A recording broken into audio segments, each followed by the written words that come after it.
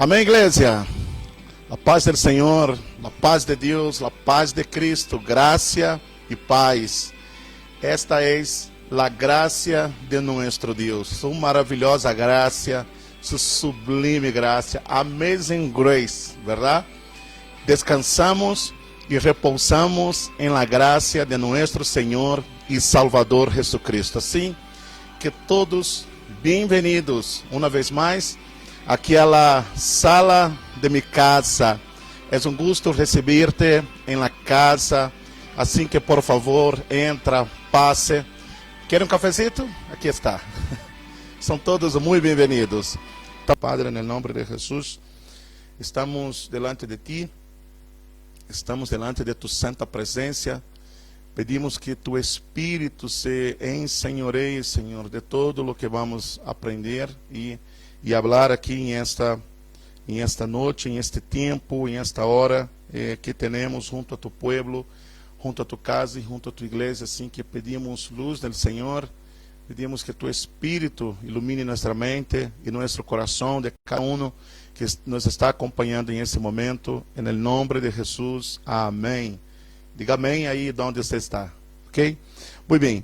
Então, estamos começando com nosso tema de hoje, é a segunda parte de la enseñanza Embajadores de Buenas Nuevas. Nós hemos aprendido já na anterior semana o que é ser um embajador. É um representante oficial do Estado ou do rei. Um embajador era alguém que atendia aos interesses, verdade?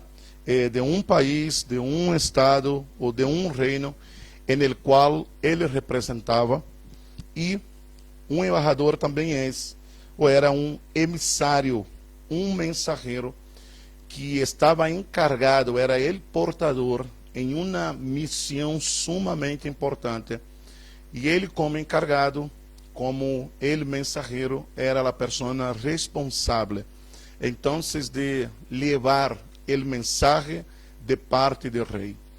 Penso eu que este é o sentido em que Pablo, aqui em sua carta de 2 aos Coríntios, capítulo de número 5, os versos 18 a 20, nos apresenta como embajadores, quando disse: assim que somos embajadores em el nombre de Cristo. ¿No te parece hermoso que tú y yo ahora ocupemos una función, una posición tan privilegiada? Pero mais importante que a função em si mesma, creio que é o mensaje. Porque de que serviria um embajador sem mensagem? De que serviria um embajador que não representa, verdade? De que serviria então o título se não tuviéramos o mensagem? E precioso é que nós estamos aprendendo, não somente de nossa função ou nossa posição como embajadores, mas também estamos aprendendo em essa lição qual é o contenido do mensagem que nós levamos. Penso que o valor do mensageiro está no mensaje que leva. Então, a pergunta é: qual é o mensaje que nós levamos? O mesmo passagem de 2 aos Coríntios, capítulo 5, os versos 18 a 20, nos revelam boa parte do mensaje que nós levamos como representantes do rei en el reino. E o mensaje é este, de que Deus estava em Cristo reconciliando consigo ao mundo. Isso é parte do mensaje. Agora escute: não tomando-lhes em conta a los hombres sus pecados. Então, você se vai dar conta que esse é o mensagem, porque ele disse: e nos encargou a nosotros la palavra de reconciliação. Então, se nós pudiéramos resumir o mensagem em uma palavra, a palavra seria de forma codificada, comprimida, por assim decirlo, a palavra seria reconciliação. Este é o mensaje. Nós somos os embajadores de este mensaje. E se temos que descomprimir, então, o que é reconciliação, temos que tomar o todo que dijo Pablo quando disse que Deus estava em Cristo reconciliando consigo ao mundo, não tomando-lhes em conta a los hombres sus pecados. Hemos visto que a palavra reconciliação utilizada por Pablo é uma palabrita grega, catalasso. Esta é a palavra em sua forma original para reconciliação. Catalasso obriga, involucra sempre duas partes. Uma parte que foi defraudada, por assim decirlo, e a outra parte que necessita ser reconciliada. É muito importante observar que em nenhum momento das Escrituras diz de que Deus deva ser reconciliado com os homens. Não. Mas são os homens que devem ser reconciliados com Deus.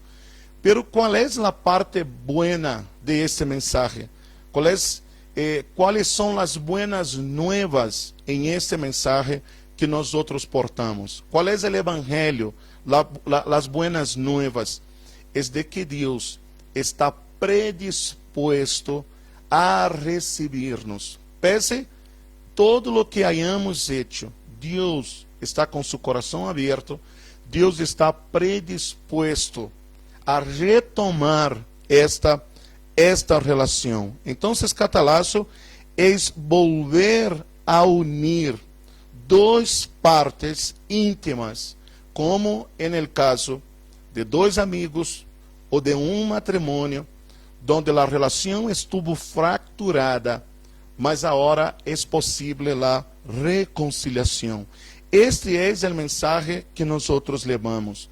É em esse sentido que nós outros fomos postos como embajadores em nome de Cristo. Então, se esse é o mensagem, se Deus está predisposto Deus está predisposto a receber-nos de volta, a aceitar-nos de regresso.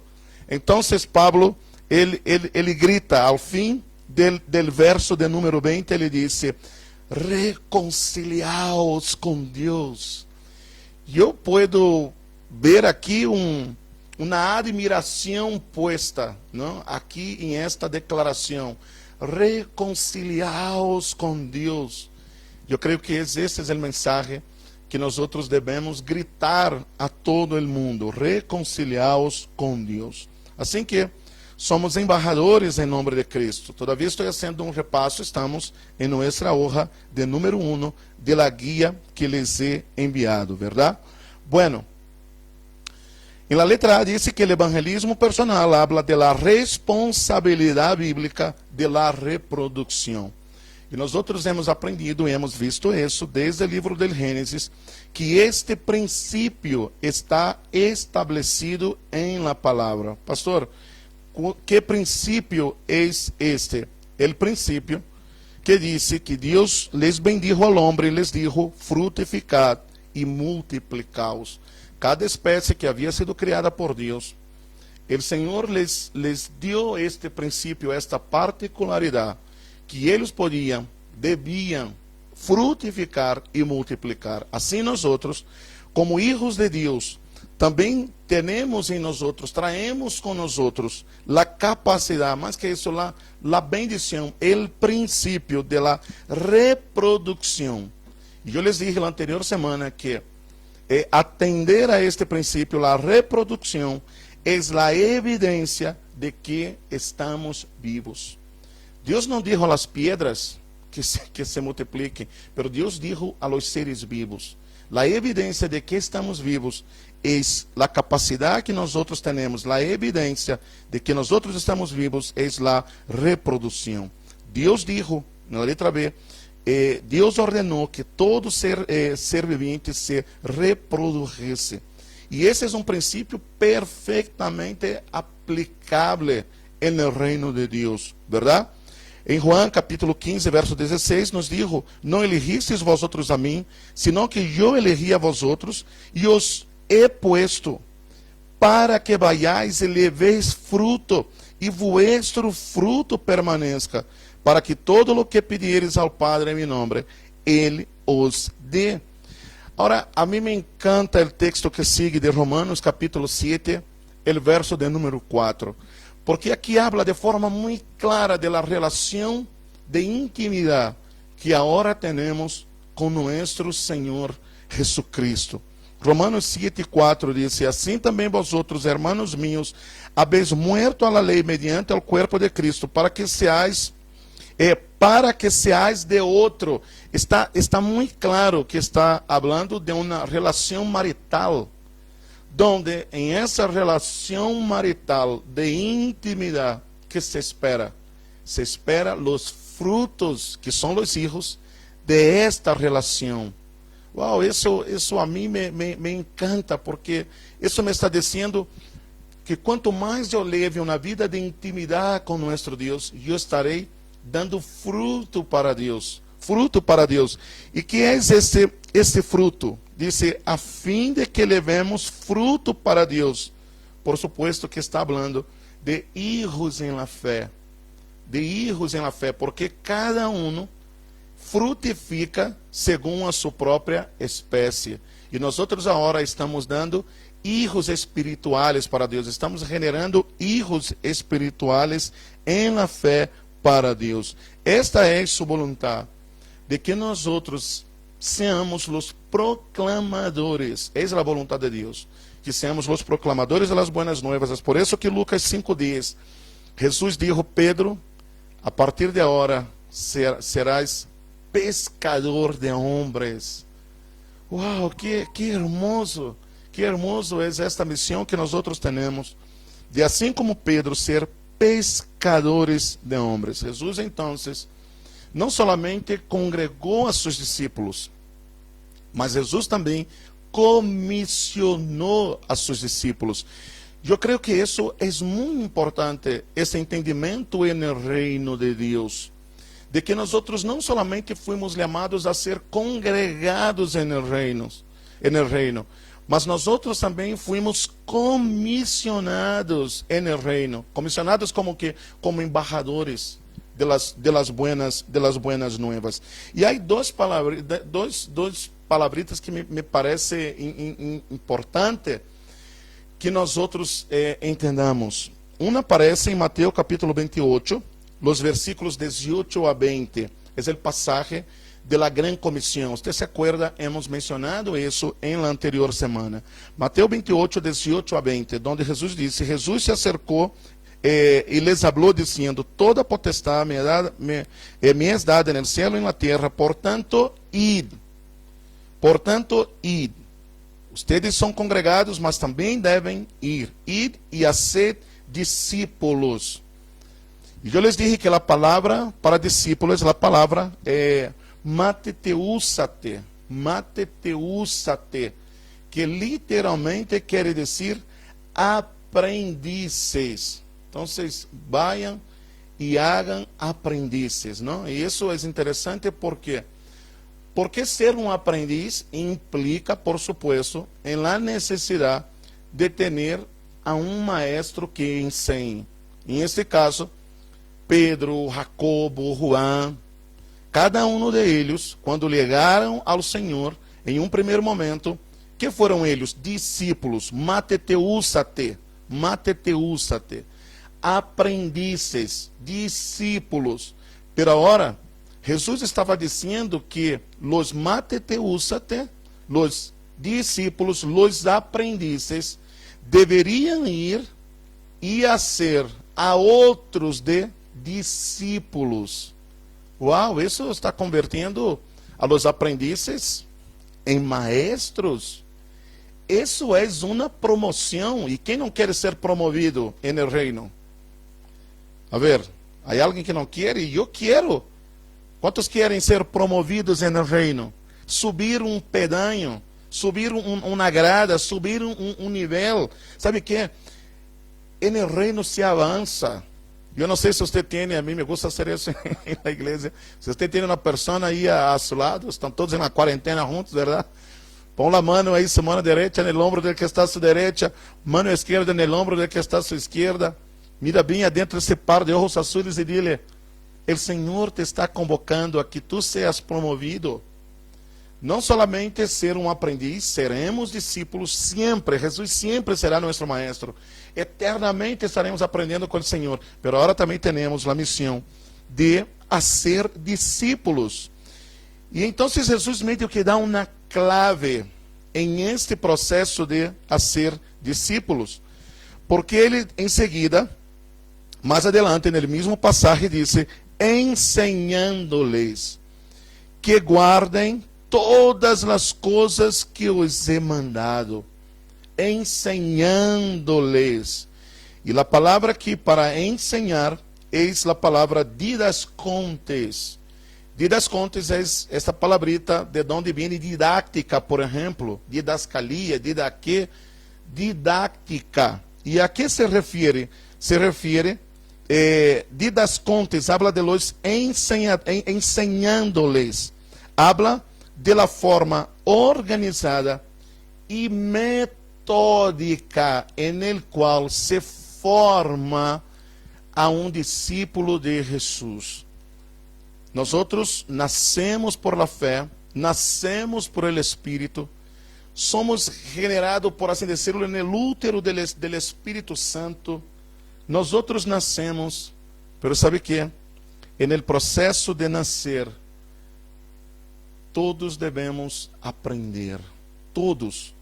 Deve haver quem ensine e deve haver quem aprenda. E a pena é que há pessoas que a vezes querem ensinar sem haver aprendido.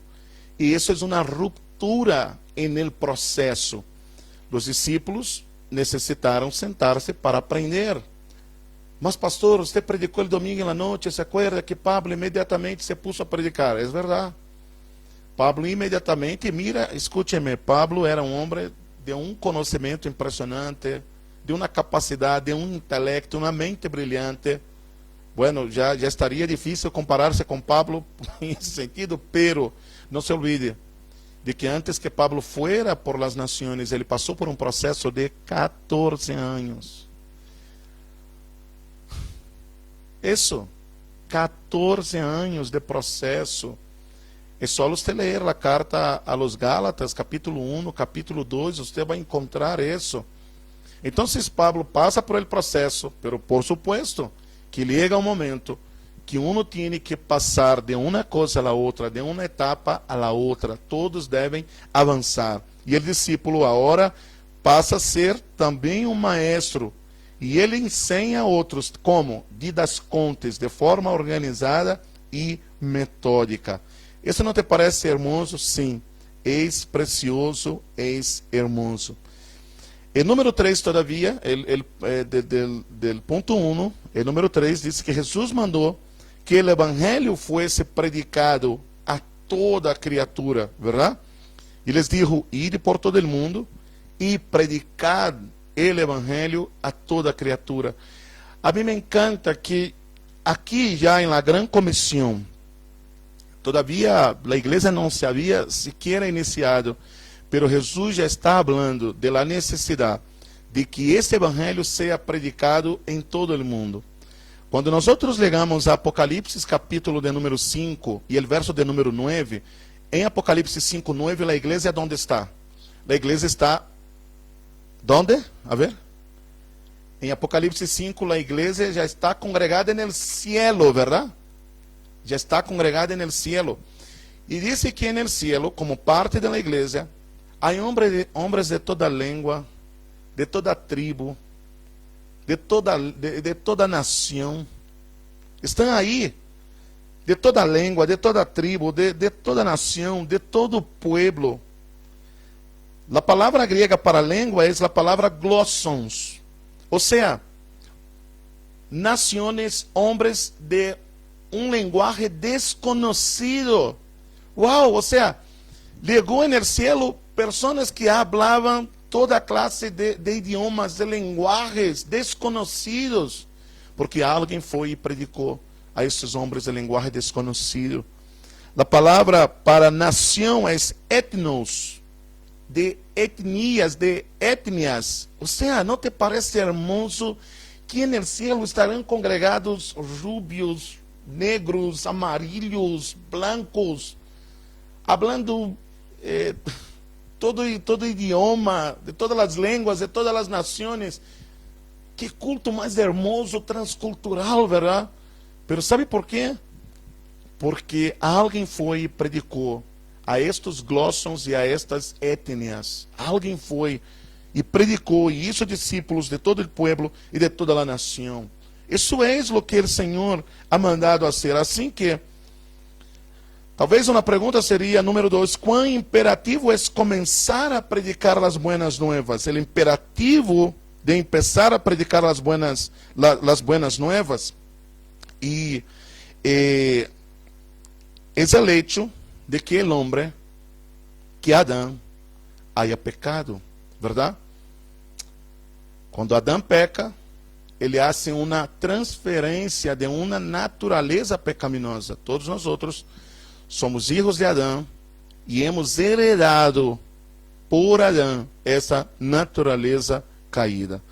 Pero déjame regresar com vocês um ponto que é muito importante antes de que eu entre a este ponto, que não mencionei la anterior semana. E quero gastar um tempito acá com vocês, ¿ya? Regressando todavia ao ponto 1, o número 4, na mesma hoja número 3, você vai encontrar aí arrependimento. ¿Han visto? Em seu texto, está um pouco arriba de quão imperativo é começar a predicar as buenas novas. Se encontraram, faz aí um sinal, diga-me, ok, para que eu pueda seguir. Encontraram? Arrependimento.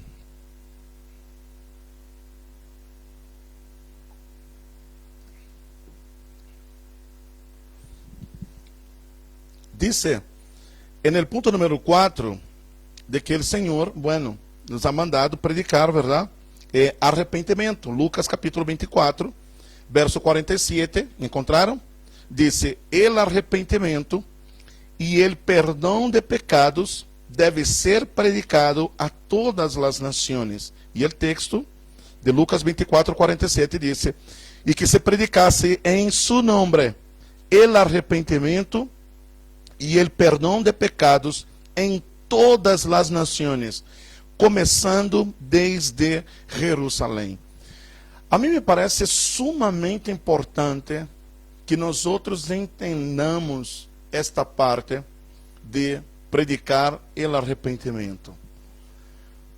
Porque se nós outros mal interpretamos lo que de hecho Jesus está mandando hacer, não sei se encontraram, alguém aí dijo algo, se você encontrou no texto, faz uma señal aí, porque necessito que você vá comigo, que você me acompanhe, ok? Então, vamos interactuar em isso.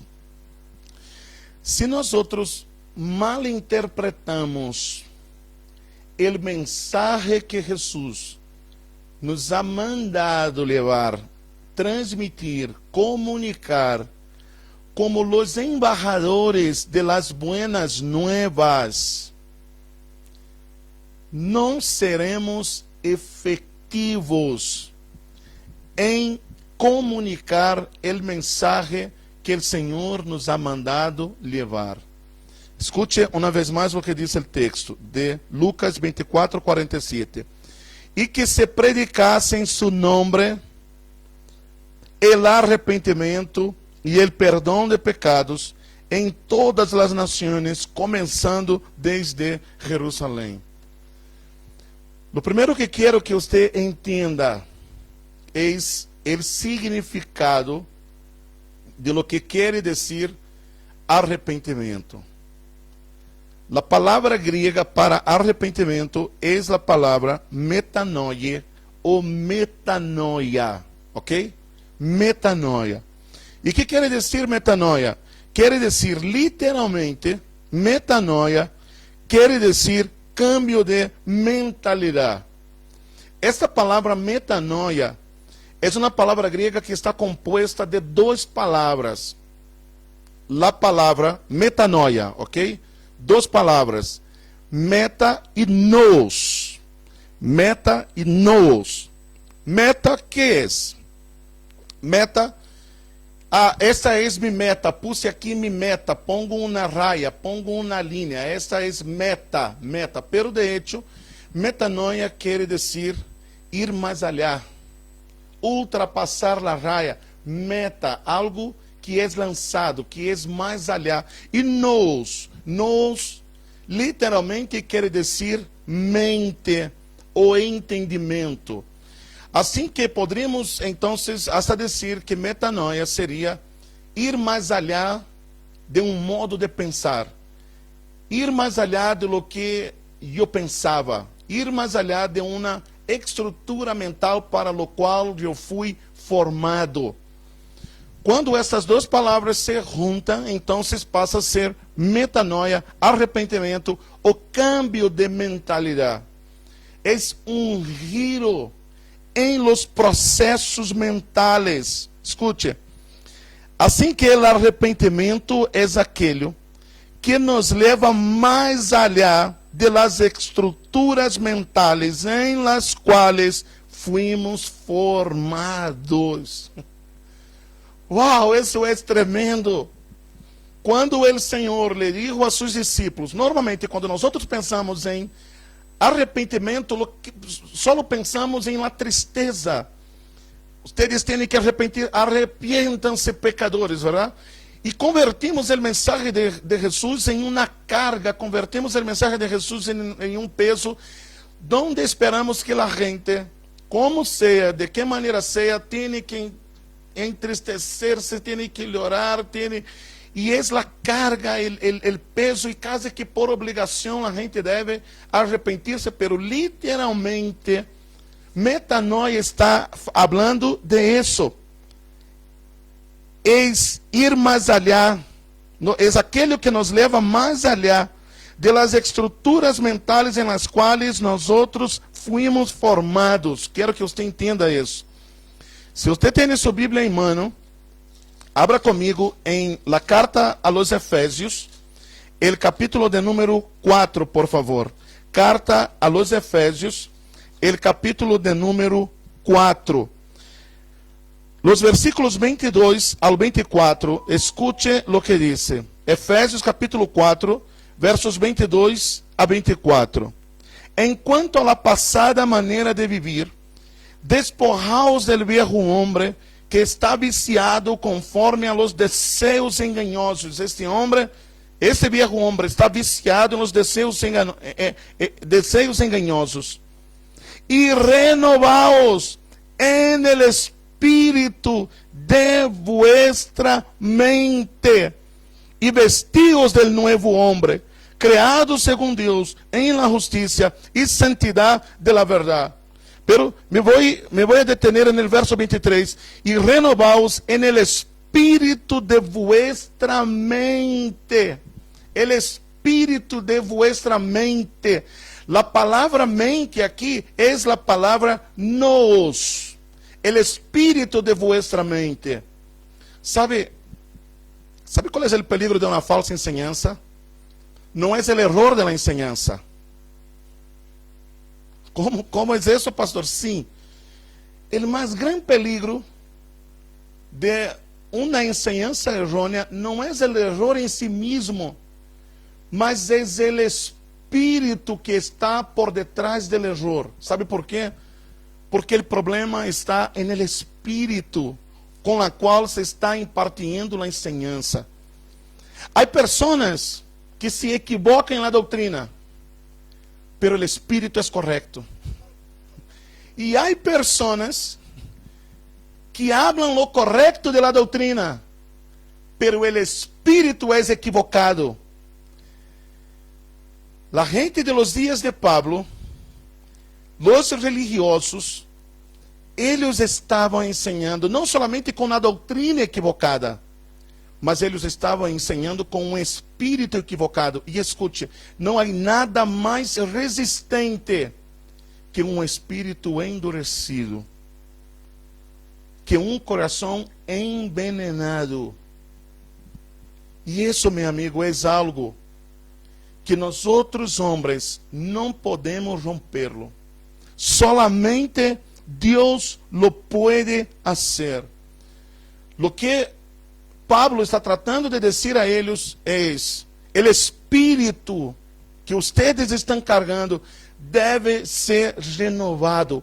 Esta estrutura, esta parede, este muro que vocês puseram ao redor de vocês, não lhes permite de que Deus trate com o coração de vocês. E como o coração de vocês não pode ser tratado, suas vidas não podem ser transformadas. E se suas vidas não podem ser transformadas, então não pode haver arrependimento.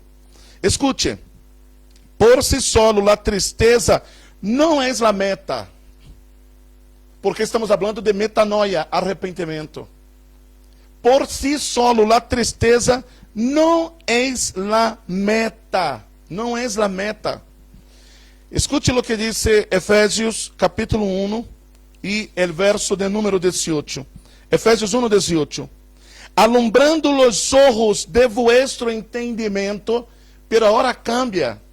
E é interessante, quero que você entenda, que a Reina Valera, é a tradução em espanhol que nós temos, diz, alumbrando os ojos de vuestro entendimento. Pero a palavra para entendimento que aparece aqui não é nous, não. A palavra grega no texto de Efésios capítulo 1, o versículo de número 18, é cardia. Cardia. Veja como a NVI ha traduzido este texto. Pido também que les sean iluminados los ojos del corazón. Pido também que sean iluminados los ojos del corazón. Sabe por quê?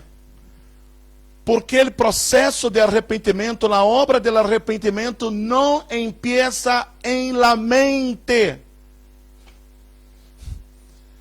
Mas a metanoia empieza en el coração. Uau! Uma pessoa cujo espírito não foi vencido en el coração não poderá ser renovado em la mente nunca jamais. Agora, ponga atenção em essa tradução. Pido também que les sean iluminados los ojos del corazón. Por favor, Pablo, pides a quem? Escute, se havia alguém que tinha a capacidade intelectual para ganhar a qualquer pessoa em uma discussão, ou com base em los argumentos, esta pessoa se chamava Pablo. Se chamava Pablo. Não havia nadie mais capaz de elaborar a doutrina, de exponer a doutrina, que ele mesmo apóstolo Pablo. Pero ele está dizendo, não podemos cambiar a mente das pessoas sem que antes ele receba revelação em seu coração.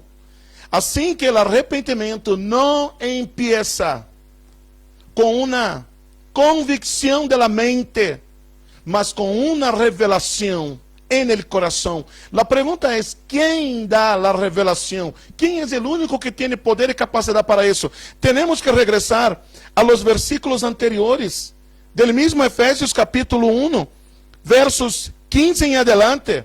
Este é o contexto de lo que está falando Pablo. Escute, por essa causa também eu, havendo oído de vuestra fé no Senhor Jesus e de vuestro amor para com todos os santos, não cesso de dar graça por vosotros, haciendo memória de vosotros, sabe onde? Em mis orações. E agora escute o que Pablo hace em oração. Que ora Pablo? Para que el Dios de nuestro Señor Jesucristo, el Padre de gloria, os dé espíritu de sabiduría y de revelación en el conocimiento de Él, alumbrando los ojos de vuestro corazón. Assim que quem produce el verdadeiro arrependimento não sou eu e minha capacidade de exponer mis argumentos. ¿Por que estou dizendo isso? Hermana, você não vai poder convencer a sua hija a los gritos. Papá, não será a força. Não é a força que vamos lograr ganhar o mundo. Não será. Pastor, mas há que predicar arrependimento. Tem que arrepender-se, pero escute ele, porque o arrependimento é o resultado. E não é o mensagem em si mesmo. Não, pastor, o que estás dizendo? É exatamente isso. Entenda que o mensaje é o evangelho e o resultado do evangelho é arrependimento. Uau! Quer ver algo? Nós temos 4 evangelhos nas escrituras, estamos de acordo? Mateus, Marcos, Lucas e Juan. De los 4 evangelhos que nós temos nas escrituras, qual é o mais conhecido, o mais popular de todos?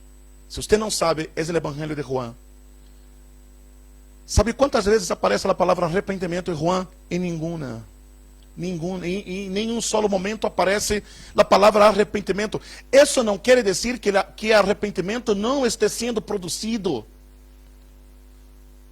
Mira, você me vai entender. Quando nós chegamos a Lucas capítulo de número 15, para mim, é talvez o capítulo onde a misericórdia de Deus é demonstrada e manifiesta nas Escrituras a toda a sua plenitude, de forma compreensível e ilustrada. Lucas capítulo 15 é o capítulo que traz as 3 famosíssimas parábolas de Jesus: a parábola da oveja perdida, a parábola da moneda perdida, da dracma perdida, e a parábola de los 2 hijos perdidos. Estamos de acordo? Lucas capítulo de número 15. Então, quando Jesus empieza a contar a história e ele habla de uma oveja que foi perdida, habla de um pastor que tão amorosamente vai por detrás da oveja e encontra a oveja em um estado tão deplorável, em um estado de tanta miséria. A oveja está suja, a oveja está perdida, a oveja por que caminhos não foi? E então diz o texto que o pastor encontra a oveja, limpia a oveja, la põe a oveja sobre seus ombros, la leva a sua casa, celebra com todo o vecindário, e então, no verso de número 7 diz: os digo, que assim habrá mais gozo no cielo por um pecador que se arrepiente, que por 99 justos que não necessitam arrependimento. Escute-me. Quando Jesus empieza a contar sobre a parábola da moneda perdida, é o mesmo. A senhora, a dueña de casa, perde a moneda, la busca por todos os lados, seguramente a moneda está botada em um rincão, e então encontra sua moneda perdida e celebra com suas amigas. E então, só então, o verso de número 10 diz: e assim os digo, que há gozo delante de los ángeles de Deus por um pecador que se arrepiente. E finalmente Jesus conta a última parábola, a parábola de los 2 hijos perdidos, e empieza hablando del hijo menor que se pierde, que se extravia, e ele se vai por seus próprios caminhos, e então decide regressar. E quando ele regressa, o padre lo abraça, o padre lo besa, o padre cambia suas roupas, põe anilho em seu dedo, põe sapato em seus pés, manda matar ao bezerro gordo. Mas sabe que não é encontrado? Em nenhum momento que o pastor haya dicho a la oveja: pecadora. Ve, por tu própria culpa estás em isso agora. Ves los caminos que te has metido. E has visto o trabalho que me has dado venir agora e ter que salvar-te e limpiar-te. Mira. Não. Sencillamente, la toma em seus braços. Sabe que não veio no texto? Que em nenhum momento a mulher le disse na moneda: como te has metido aí? Como te pudiste ir a esta oscuridade, ao rincão da casa? Como pudiste estar tão perdida? Não há. La encuentra, la tiene, se regocija. E então se celebram com suas amigas. Sabe que no encontro, que quando o hijo regrese, o padre le dice: ¿ya te has arrepentido? ¿Ya estás bien arrepentido? Arrepentite bien. Arrepentite bien. ¿Es assim? Não. Então eu me rasco a cabeça e me pergunto: então, Deus, ¿dónde la oveja se ha arrepentido? ¿Dónde la moneda se ha arrepentido? ¿Y dónde ese muchacho se ha arrepentido? En ningún momento. ¿Dónde? No hay, no encuentro. Y el Señor me dijo: la oveja demostró arrepentimiento cuando se dejó ser alzada por el pastor. La dracma arrepentida se dejó encontrar. El hijo arrepentido está arrepentido porque se dejó abrazar.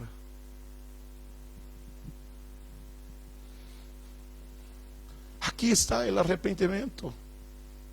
Aqui está. Escute o que diz Romanos capítulo de número 2 e verso de número 4. Romanos capítulo 2, você não tem esse passagem em seu texto, pero anote-se. Romanos capítulo 2, verso 4. Ou menospreciais as riquezas de sua benignidade, paciência e longanimidade, ignorando que su amor te guia ao arrependimento. ¿Sabe o que mais produz arrependimento no coração das pessoas? Se nós outros lhe revelamos a eles a graça de Deus, quanto Deus las ama, como um esposo, como Oséias, como um padre, en el caso del hijo pródigo, es aí. El arrependimento não é o mensaje, el arrependimento é o frutos de arrependimento. E quem produz o arrependimento? Não são as forças de minha palavra, mas é Deus quem produz arrependimento. Hechos capítulo 11, verso 18 diz: a los gentiles ha dado Deus arrependimento. Quem ha dado arrependimento? Deus deu o arrependimento. É Deus quem dá o arrependimento. Eu queria tanto que você entendesse isso, que o mensagem que nós outros estamos levando não é de ódio, de bronca, mas é de amor e de graça. E é isso o que vai generar no coração das pessoas o arrependimento. Bueno, vamos avançar, tenho uns quantos minutos. Eu quisiera que, eu queria muito que estuviera claro em seu coração. Vayamos, por favor, a la página número 4. Você vai encontrar o ponto de número 3, que diz: como se expressam as buenas nuevas. Ok? Como se expressam as buenas nuevas. Se você tem alguma pergunta, pode hacerlo por el Face, e nós outros dentro do tema, e nós outros trataremos de contestar dentro de lo possível. Ok? Bueno, como se expressam as buenas nuevas?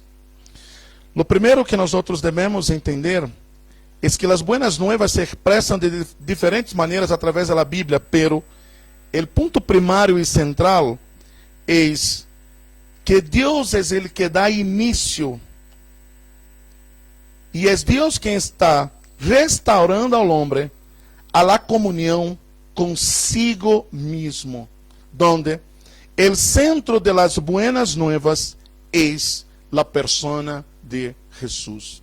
De tal maneira, amou Deus ao mundo, que ha dado a su Hijo unigênito, para que todo aquele que em Ele creia não se pierda, mas tenha vida eterna. Em outras palavras, o coração do Evangelho e do mensaje evangélico é que Deus se hizo hombre. É por isso que Filipenses capítulo de número 2, los versos 5 a 8, dice: haya pois em vosotros esse sentir que hubo também em Cristo Jesus, el qual, sendo em forma de Deus, não estimou el ser igual a Deus como coisa que aferrar-se, senão que se despojou a si mesmo, tomando forma de siervo, e hecho semelhante a los hombres.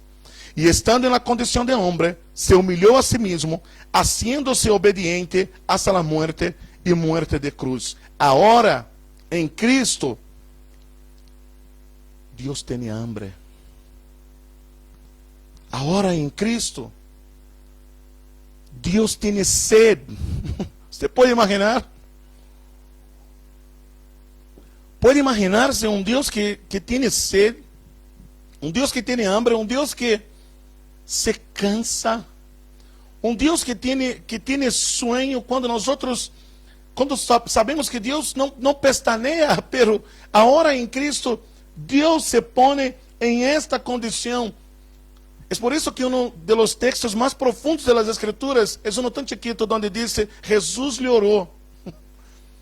É um Deus que se simpatizou hasta o ponto de hacer-se a si mesmo homem. Sendo Deus, ele se hace homem. Pero, há pero, que Deus em la condição de homem, em la persona de Cristo, não peca. E isso é hermoso, porque o primeiro Adão peca en el paraíso, mas o segundo Adão tem vitória sobre o pecado en el desierto.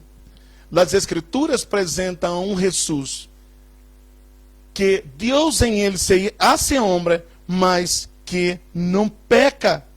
Cristo se hizo pecado, mas não pecou, para que el hombre pecador fuera hecho justicia de Deus.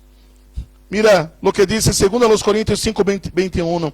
Ao que não conheceu pecado, por nós outros lo hizo pecado, para que nós outros fuésemos hecho justicia de Deus.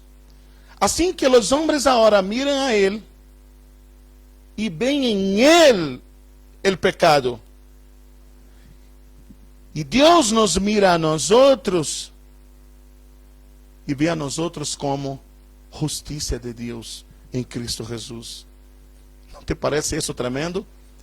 Que os homens mirem a Deus em la cruz e digam pecador, para que Deus agora nos mire a nós outros homens em Cristo e diga justiça de Deus. Isso é o que está dizendo este texto, que nós outros de pecadores agora fuimos hechos justiça. Hebreus capítulo 4, verso 15 diz: porque não temos um sumo sacerdote que não pueda compadecer-se de nossas debilidades, senão no que foi tentado em todo, segundo nossa semelhança, pero sem pecado. Ele se hizo pecado, mas ele não pecou. Ele não pecou. Letra D, página 6, letra D, diz: el Senhor Jesus pagou la pena del pecado. Quando o homem peca, se generou uma deuda para com Deus. Agora, os homens estão endeudados. Pero o detalhe é que será impossível para os homens pagar esta deuda. ¿Por quê? Porque é impossível de pagar esta deuda. Número 1, porque o pecado exige sacrifício. Em outras palavras, muerte. Donde el salário, el pago, el sueldo del pecado es muerte. Entonces, para que el hombre pague, por essa deuda, tendría que morir. Pero el sacrificio que será dado por el pecado deve ser perfeito. Então estamos em problema, porque aunque qualquer de nós dijéramos, ok, eu entregarei minha vida, donde isso já seria impossível, porque Pablo disse, talvez alguém daria sua vida por el bueno, pero não por los pecadores, estamos de acordo?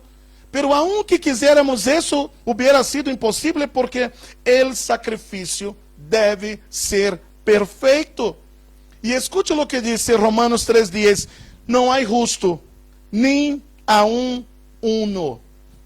Não há justo, não há quem pueda ser el sacrifício. Assim que o pecado generou uma deuda, o pecado exige um sacrifício, pero o sacrifício deve ser perfeito e não há nem uma sola persona que seja justa. Então, qual é a solução?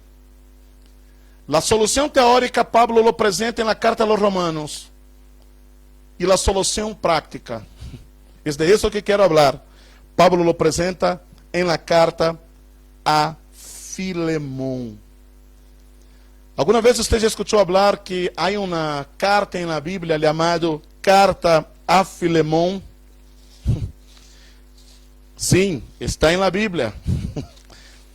Está no Novo Testamento, antes da carta a los Hebreus, depois de Tito e antes da carta a los Hebreus. Não sei se com isso te ajudo ou se te complica mais, pero está entre Tito e a carta a los Hebreus, está no Novo Testamento. É uma carta tão chiquita de 25 versículos, capítulo único, pero eu creio que não há uma ilustração mais poderosa de lo que foi este pago, lo que hizo Jesus ao morir em la cruz por nós outros, para salvar-nos e para rescatar-nos. Antes de ler alguns versículos da carta a Filemón, déjame contarte um pouquinho a história, ponerte em contexto. Filemón é um homem que vive em uma cidade chamada Colossos. E Filemón é um homem sumamente rico, adinerado. O detalhe é que Filemón viene a ser hijo en la fé para Pablo, porque é Pablo quem lhe presenta o evangelho de Jesus. Filemón se convierte, e não solamente se convierte, a igreja que foi aberta em la cidade de Colossos. Há uma carta de Pablo escrita a los colossenses. São os hermanos, é a igreja que está em la cidade de Colossos. E essa igreja em la cidade de Colossos, para a los colossenses, funciona em la casa de Filemón, porque Filemón tem as estruturas para dar a casa, a disposição física, para que os hermanos se puedan congregar. E como Filemón é um homem sumamente rico, Filemón também tem muitos empregados. De hecho, em aquele tempo são esclavos. Entre os muitos esclavos que tem Filemón, um de estes esclavos se chama Onésimo. Onésimo. O detalhe é que Onésimo, que todavia não é crente, não conhece ao Senhor, é um escravo de Filemón. Ele traiciona a confiança de Filemón. Ele rouba a Filemón e escapa com seu roubo hasta Roma. Quando Onésimo chega a Roma, ele le agarram, le metem a la cárcel e, por graça de Deus, porque os planos de Deus são perfeitos, então Onésimo estará encarcelado junto a quem? Exatamente, ao apóstolo Pablo. Pablo estava em Roma, encarcelado por predicar o evangelho, e Onésimo, o escravo de Filemón, se escapou da casa de Filemón de Colossas, está em Roma, pero agora encarcelado junto com Pablo. E você sabe, se Pablo predicava hasta a guarda romana, você não crê que ia predicar também a Onésimo? É claro que lo hizo. Onésimo se convierte ao Senhor em la cárcel. E quando chega o momento de Onésimo, então se salir da cárcel, Pablo disse: Onésimo, não vas a salir solamente, vas a regresar a tu Senhor, vas a regresar a Colosas, vas a regresar a su Senhor, a Filemón. E agora é um problema como vai regressar Onésimo ao lugar que ele havia roubado. O detalhe é que Pablo escreve uma carta dando garantias a Onésimo que Filemón le iba a receber de vuelta al esclavo, ladrão, que traicionou a confiança de su Senhor, ¿verdad? Está regressando a casa, pero não regressa solo, porque ele regressa com uma carta. E que carta é esta? É a carta escrita a Filemón, que el mismo Onésimo está levando em suas manos. E escute o que diz esta carta em Filemón, a partir do verso 10. Te ruego, escute as palavras de Pablo, te ruego, por mi hijo Onésimo. Como é, Pablo? É exatamente o que Pablo está dizendo, que el ladrão que roubou a seu Senhor, escapou a Roma, estava na cárcel, se convertiu, agora está regressando. Pablo lhe chama de su hijo. Te ruego por mi hijo Onésimo, a quem engendrei em mis prisiones, el qual em outro tempo te foi inútil. Sabe o que é interessante? É que o nome Onésimo, o nome deste escravo, quer dizer útil. Esse é o significado do nome Onésimo.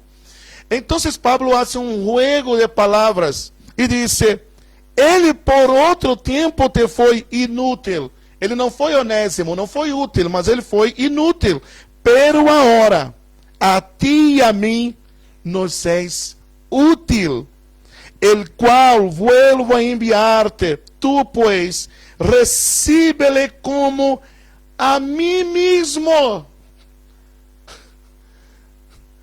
Mira o que Pablo está pedindo a Filemón. Filemón, quando Onésimo llegue, não le vas a receber como um escravo qualquer. Agora lo vas a receber a Onésimo, ao ladrão, ao escravo ladrão, que se escapou de tu casa, depois de haver te roubado. Recíbale como se fuera mi hijo en la fe. Es mi hijo. E não somente isso, Filemón, te pido que le trate como se me trataras a mim. A mim mesmo. Eu quisiera, verso 13, eu quisiera retener-lhe comigo, para que em lugar tuyo me sirviese em mis prisiones por el evangelho. Pero nada quise hacer sem tu consentimento, para que tu favor não fosse como de necessidade, senão voluntário, porque quizá para esto se apartou de ti por algum tempo, para que le recibieses para sempre, não já como escravo, sino mais que escravo, como hermano amado, maiormente para mim, pero quanto mais para ti, tanto a la carne como en el Señor.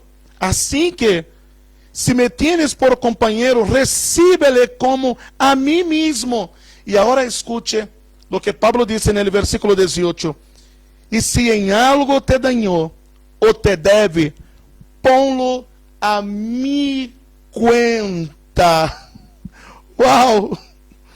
¿Tienes ideia de lo que está diciendo, está haciendo Pablo? La idea es como si fuera una cuenta corriente donde el pecado había generado débito, un débito bancario. El pecado genera un débito. Jesús pagó el precio generando crédito.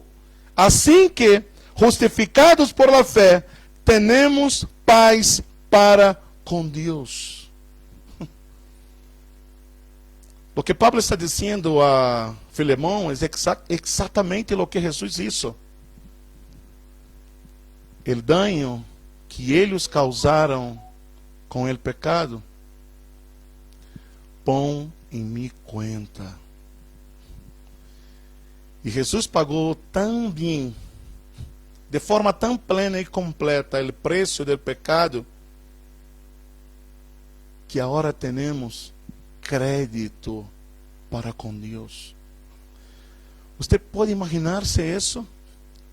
Agora você, tu e eu, em Cristo, temos crédito. Porque a deuda foi pagada. Por este pago, por esta obra de Jesus em la cruz, agora somos predestinados para ser conformados a la imagen de su Hijo. É por isso que Pablo disse: recíbelo como a mim mesmo, como hermano amado, como tu hermano amado. Escute o que diz Romanos 8, 28. E sabemos que a los que amam a Deus, todas as coisas les ayudam a bem, isto é, a los que conforme a su propósito são llamados, porque a los que antes conoció, também los predestinou, para que fuesen hechos conformes a la imagen de su Hijo, para que ele seja el primogênito entre muitos hermanos. Não é isso que Pablo le dijo a Filemão? Recíbele como a tu próprio hermano.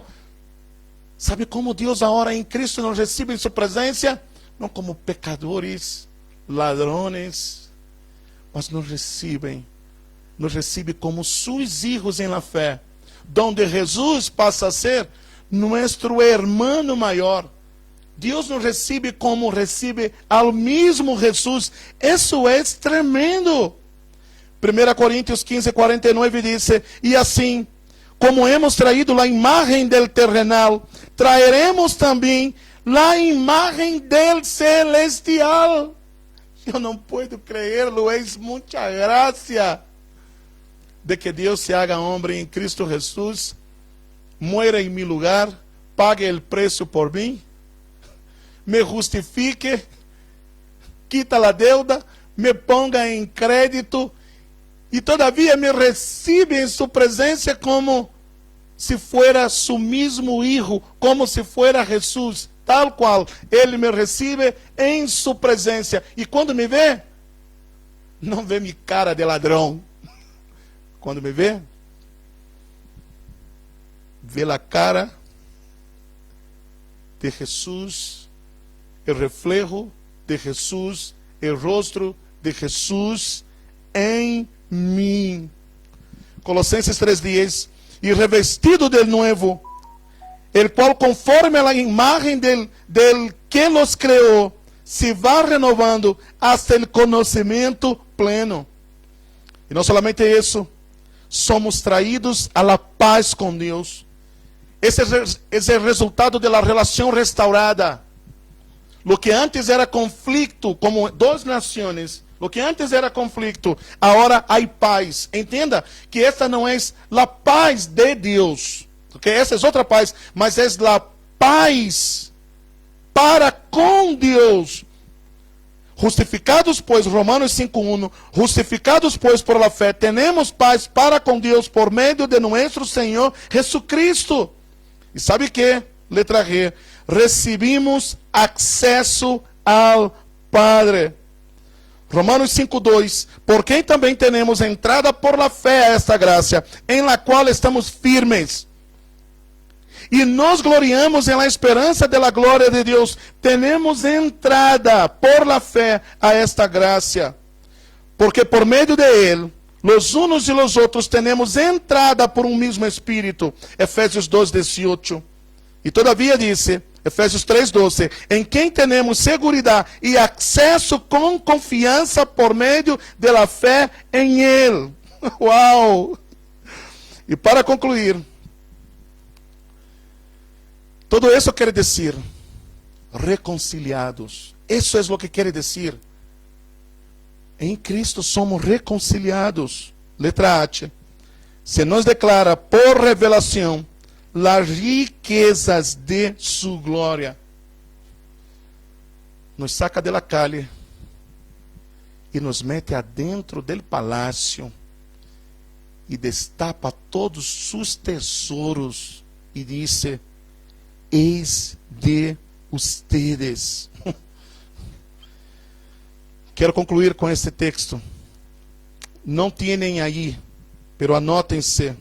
Segunda los Coríntios, capítulo 8, versículo de número 9. Escute o que diz.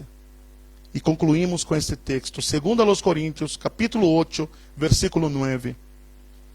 Porque já conheceis a graça de nuestro Senhor Jesucristo, que por amor a vosotros se hizo pobre, siendo rico, para que vosotros fueseis enriquecidos.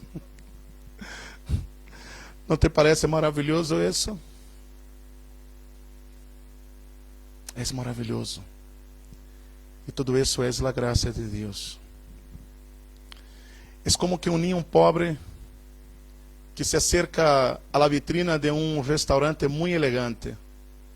E seus olhos brilham solo de imaginar-se na possibilidade de que pudiera sentar-se em uma destas mesas elegantes de este restaurante elegante e tuviera o privilégio de alguma vez poder sentar-se a comer em esse restaurante, pero ele não passa de um lustrabotas e sabe que jamais teria a possibilidade de cruzar por las puertas deste restaurante, sentar-se e comer uma comida tão cara.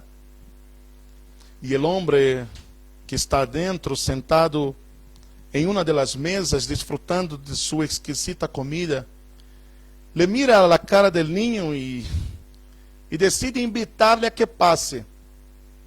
Pero o niño não sente a confiança, jamais se atreveria, em seu estado como estava, entrar adentro deste restaurante, porque um homem aí adentro, por mais chiques que se vea, lo estuviera lhe amando, ele jamais lo haria. Então, o homem rico se levanta de sua mesa por um momento, o niño le queda observando, e se vê como o homem se perde entre las mesas. Quando o niño menos se dá conta, o homem está afuera, vestido com uma roupa muito parecida a la del muchacho. Já se está portando uma carrita de madeira com uma cremita de sapato. Ele disse: bem, já que não sentes a confiança de entrar solo porque estás mal vestido, entraremos os dois. E agora o niño sente a confiança porque ao final ele sabe que o homem é rico, pero agora está trajando, está vestido, está trajado, está vestido como ele. Então ele sente a confiança de entrar ao restaurante e sentar-se à la mesa. O homem solicita a comida mais cara do restaurante, le pone sobre a mesa del niño e le dice ao niño: come. Mientras o niño come, o homem pide permiso por um momento, se retira da mesa e deixa ao niño comendo a comida mais cara do restaurante, no restaurante mais nobre, mais caro da cidade. O detalhe é que o homem se retira e não regressa. O niño se sente incômodo e diz: não habrá sido isso uma trampa? Se sente meio incômodo e diz: e agora? Me levanto e como pago a conta?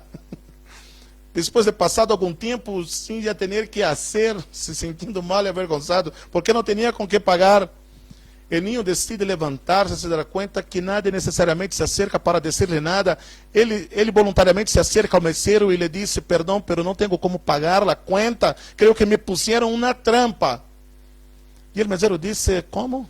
Uma trampa? Não, não, isso não é uma trampa. O homem que te invitou a comer é o dueño do restaurante. E ele nos dijo a todos nós outros que, aunque não pareciera, que você era seu filho e que podia comer quanto quisiera e quantas vezes quisiera, os dias que quisiera. Además de isso, uma perguntita, le pergunta el mesero ao muchacho: ¿não te gustaría servirse un postrecito?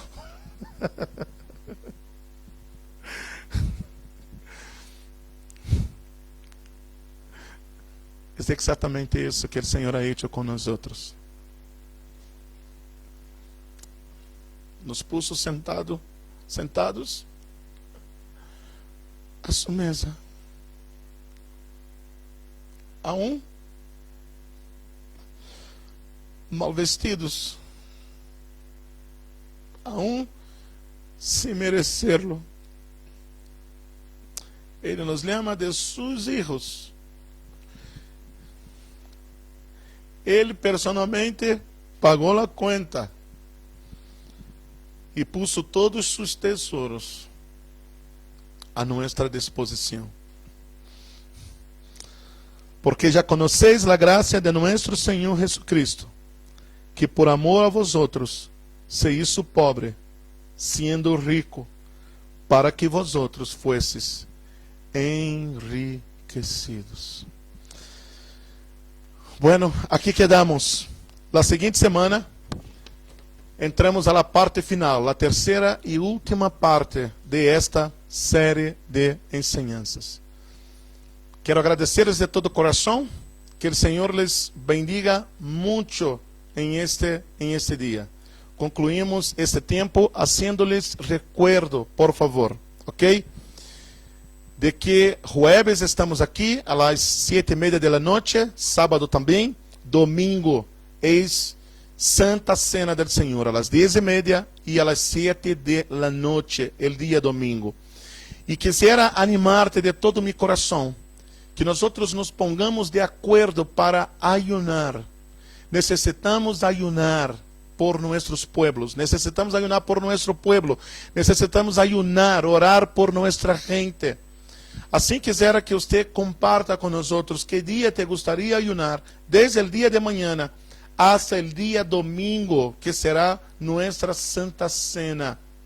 Se você lo pode fazer, eu estaria muito agradecido. Se você nos escreve ou no grupo do WhatsApp que temos da congregação, ou em nossa página do Face, e você diga: pastor, puedo ayunar el dia de manhã, miércoles, puedo ayunar el jueves, puedo ayunar el viernes, pero necessito que vayamos llenando estes dias e este tempo hasta el dia domingo, para que podamos ayunar. El ayuno pode ser de las 6 da manhã hasta a las 6 da tarde. Isso é muito importante. Devemos tomar isso com muita seriedade. Estamos em batalha, igreja, e devemos orar, e devemos buscar a Deus, que Deus repreenda esta plaga, e que Deus dê vitória à sua igreja. Oremos buscando de Deus direção para a igreja. Deus, que devemos fazer como igreja em este tempo, em estes dias, em este momento. Que Deus derrame sua graça sobre seu povo. Amém, igreja? Deus te bendiga. Vaya com Deus. A bendição de Deus te alcance. Paz.